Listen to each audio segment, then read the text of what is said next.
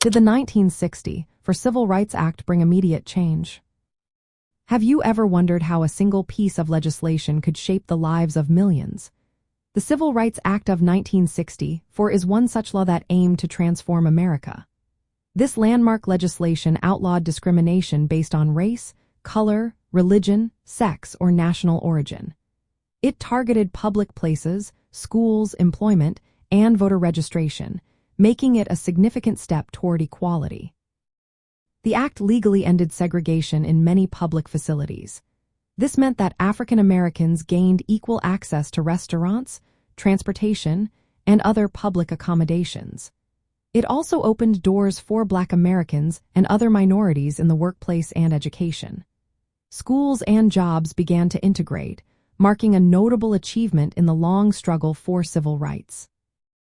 However, the change was not instant or complete. The Equal Employment Opportunity Commission was created to enforce the anti-discrimination provisions in employment. Initially, this commission had limited power and resources, which slowed progress in labor markets. Many people in the United States had mixed feelings about the law. Some disapproved or preferred a gradual approach rather than strict enforcement. As the 1960s progressed, economic improvements for Black Americans became more noticeable. Wages increased, especially in states where racial disparities were the greatest. Yet, many forms of discrimination and inequality continued to exist after the Act's passage. This led to further legislation, such as the Voting Rights Act of 1965 and the Civil Rights Act of 1968, which aimed to tackle voting rights and housing discrimination. From the perspective of Black American history, the Civil Rights Act of 1960 was a vital legal victory.